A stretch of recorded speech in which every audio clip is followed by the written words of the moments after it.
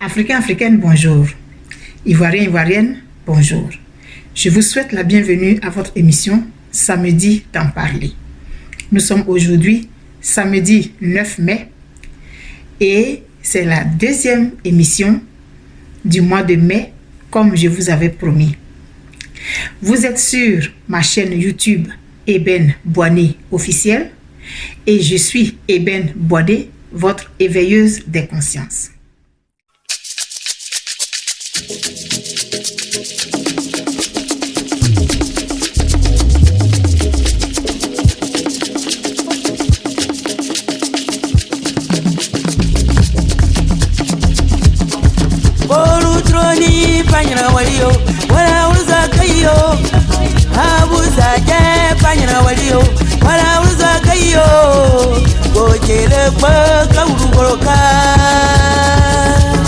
Nous avons beaucoup de défis aujourd'hui à relever en Afrique, surtout ceux de notre génération qui venons après celle de nos parents qui n'étaient pas aussi scolarisés que nous le sommes.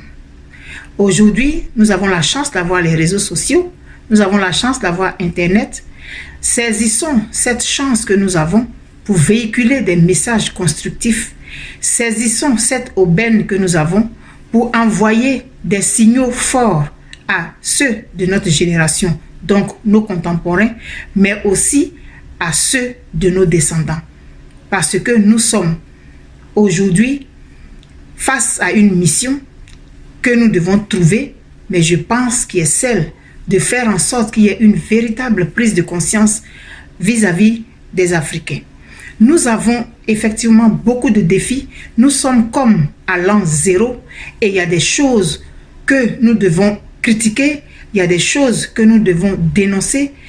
On peut passer notre temps à nous plaindre des responsables que nous avons à la tête de nos pays.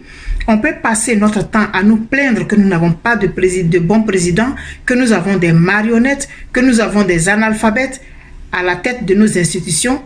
Mais si nous-mêmes, nous ne changeons pas certains de nos comportements, ça ne donnera rien. Si nous-mêmes, nous ne changeons pas nos mentalités, si nous ne mettons pas l'accent sur des choses qui ont peut-être l'air banales, mais qui pourtant valent leur pesant d'or dans le changement des mentalités d'une population, ça ne vaudra pas la peine que nous chassions, que nous enlevions les gens qui sont à la tête de nos pays. Si c'est pour continuer dans la même chose, alors laissons-la, dans ce cas-là, diriger nos pays. Je travaille dans un environnement où le responsable de l'entreprise, il met la main à la pâte. Je suis au Québec, je travaille au Walmart. Et dans tous les Walmart, il y a un gérant. Et il y a des gérants adjoints. Mais depuis que je travaille là, j'ai fait la remarque qui est la suivante. Les gérants, ils travaillent au même titre que les petits employés. Il y a des fois, tu les vois à la caisse.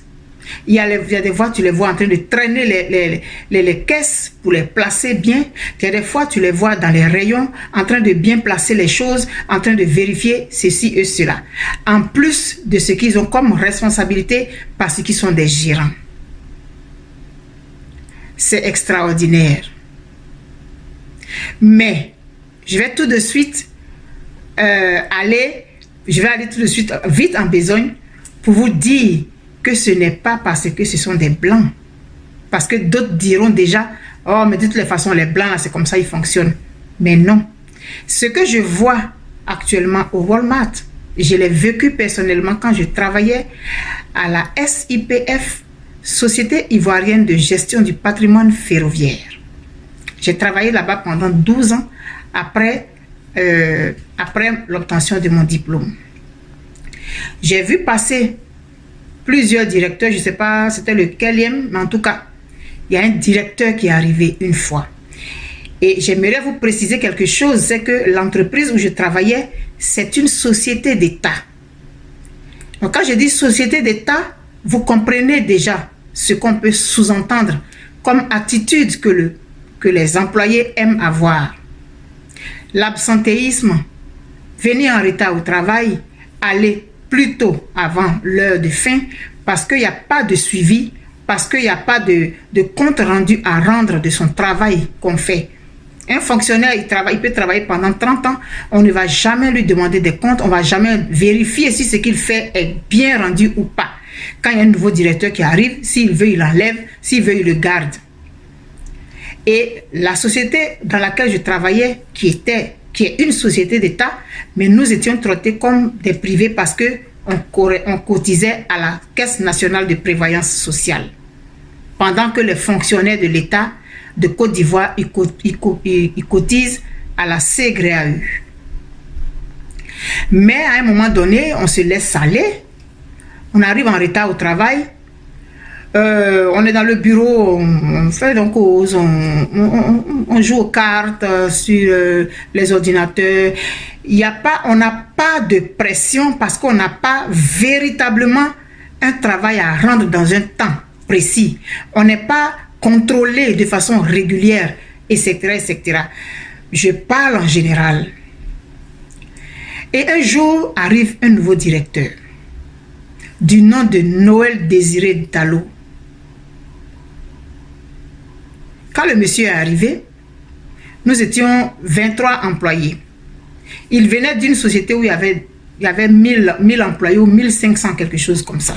Donc venir chez nous, là, c'était comme, je ne sais pas moi, c'était comme peut-être sa direction ou bien un service de l'entreprise d'où il venait, dont je ne dirai pas le nom.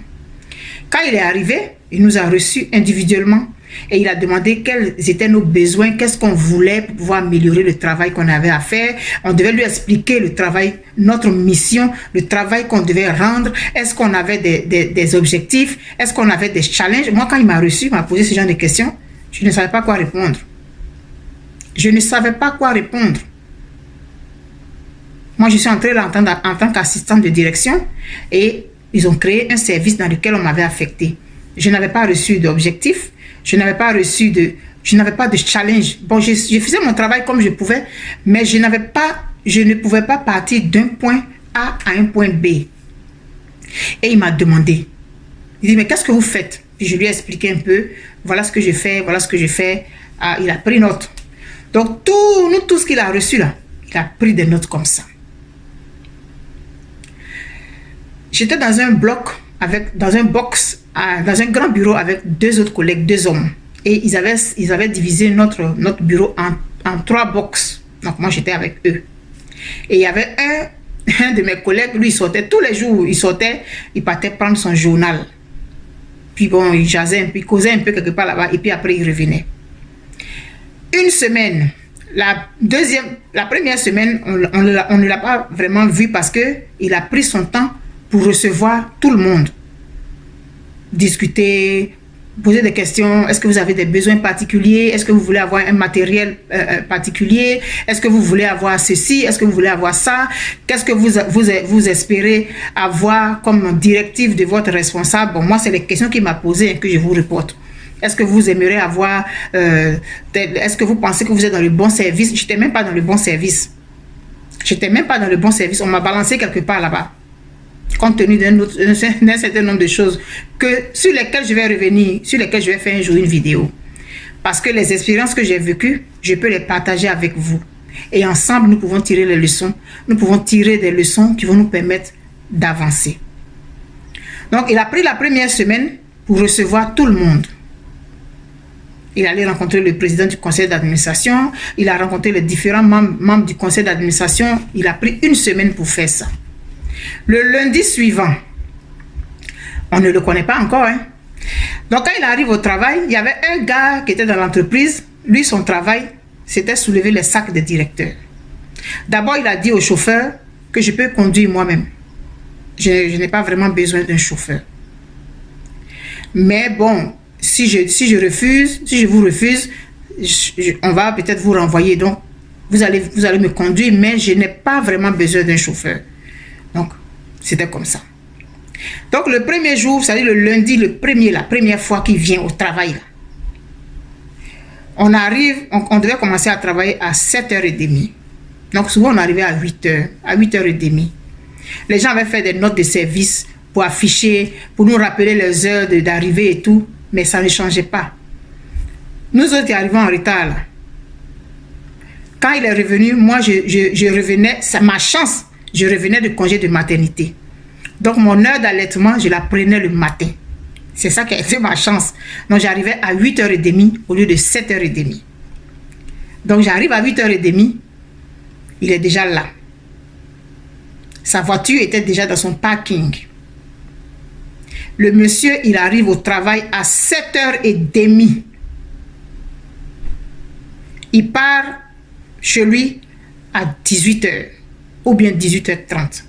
Mais il arrivait au travail à l'heure dite, 7h30.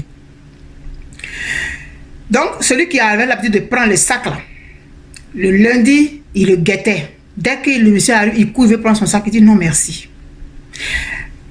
Poli, mais ferme.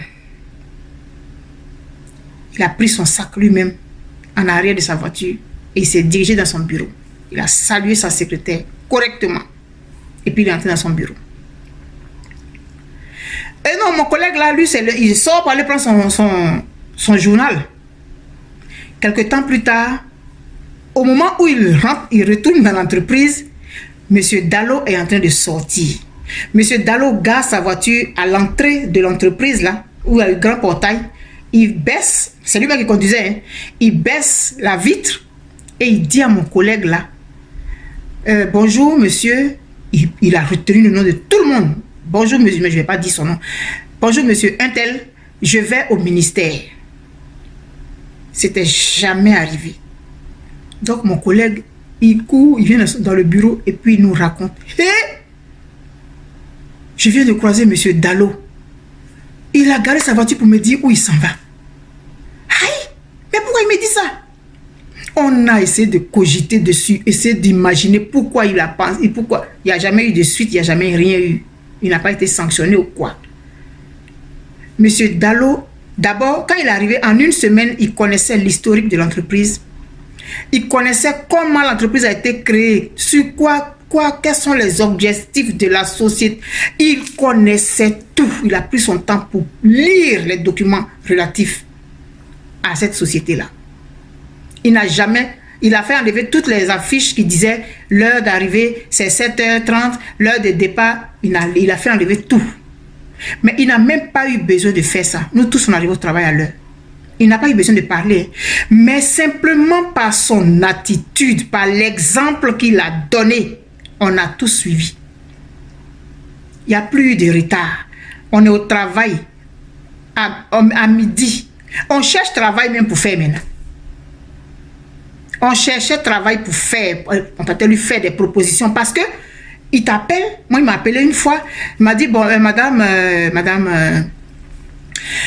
la semaine passée, par exemple, qu'est-ce que vous avez fait? Qu'est-ce que vous avez posé comme acte? Qu'est-ce que vous avez fait? Comment est-ce que vous pensez que votre travail a amélioré? Comment est-ce que ça a pu impacter l'entreprise? Mais quand tu sors d'une rencontre pareille, là, mais tu as envie de travailler. Pas de cris. Discussion courtoise, respectueuse, polie. Mais tu ne peux pas ne pas avoir envie de travailler et de donner le meilleur de toi-même. Parce que lui-même, il travaille. Il vient à l'heure au travail. Malheureusement pour nous, le monsieur n'a pas duré. Après, on l'a affecté au port de San Pedro. On était tous abattus comme ça quand on l'a nommé en conseil des ministres. Il a fait peut-être 3 mois ou bien 4 mois maximum chez nous. On l'a affecté au port de San Pedro. On était tous abattus alors que normalement, on aurait dû être content. Mais le comportement de ce monsieur, de ce directeur général d'entreprise, de société d'État, il nous avait éduqués en 3 mois. Par l'exemple, par sa façon. Et il n'a jamais accepté qu'on prenne son sac. Hein. Jamais. L'autre. Et les gens, ils aiment ça quand le nouveau directeur arrive. Ça, je vais faire des vidéos avec tout ce que j'ai eu comme vécu en milieu professionnel. Je vais vous en parler. Quand un nouveau directeur arrive, il y a des gens qui se lèvent pour aller raconter que lui là est comme ça, lui là est comme ça, celle est comme ça, celle a fait ci, celle a fait ça. Il y en a, c'était leur travail de l'entreprise. Et comme on aime ces genres de choses, automatiquement quand le nouveau directeur arrive, il sait qui est bon, qui n'est pas bon. Et il fonctionne comme ça.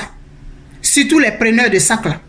C'est eux qui sont au courant de tous les potins de l'entreprise. C'est eux qui savent tout ce qui se passe. Et c'est eux qui se donnent toujours le devoir d'aller raconter des choses, d'aller colporter des mauvaises nouvelles. Monsieur Dallo n'a jamais accepté ça. Et ça ne s'est jamais fait. C'est ça, un vrai leader. C'est ça, un vrai manager. J'ai parlé de ce que je vois ici au Walmart. Les adjoints là, on les a nommés. De toutes les façons, ils ont leur salaire. Mais tu les vois à la caisse. Quand il y a un problème de caisse, tu les vois, ils sont à la caisse. Ou bien tu les vois en train de pousser les cartons là. Ils sont dans l'entrepôt avec les petits employés là.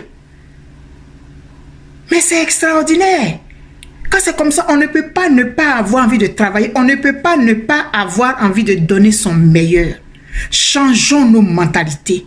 Arrêtons de penser que parce que je suis fonctionnaire, de toutes les façons, je vais avoir mon salaire. Donc, je m'en fous.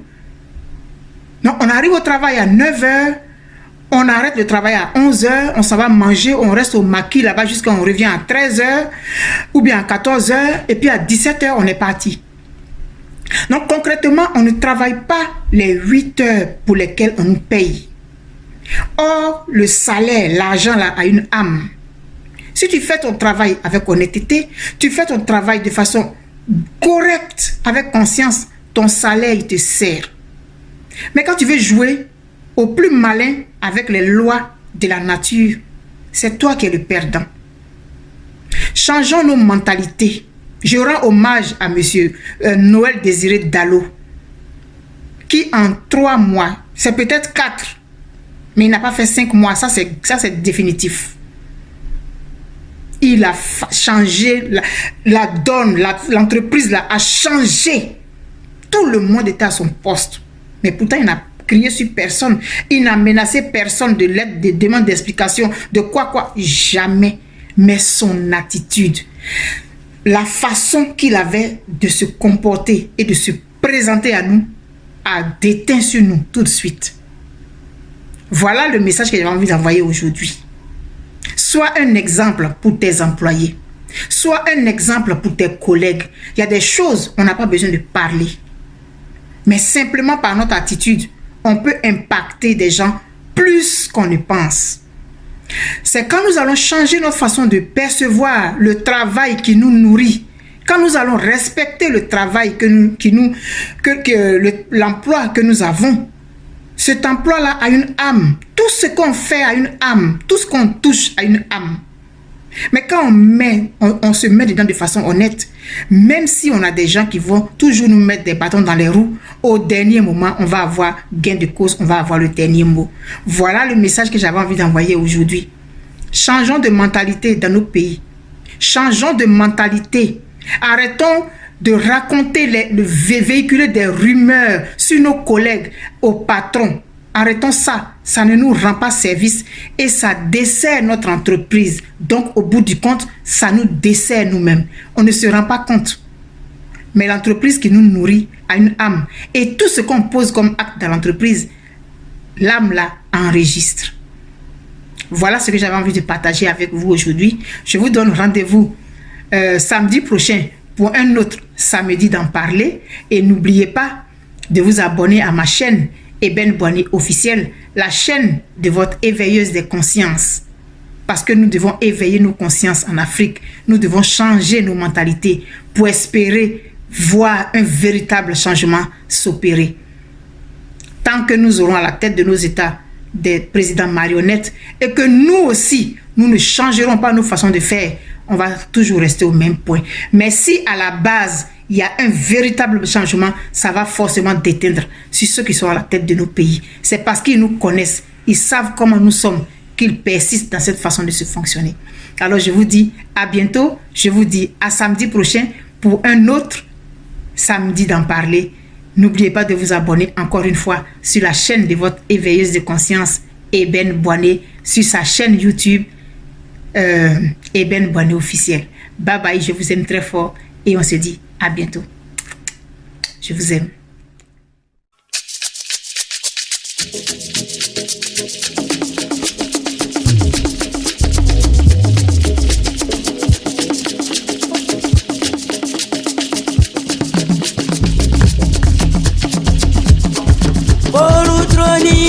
panyana waliyo wala uluza kayo abuza je panyana waliyo wala uluza kayo gojele kwa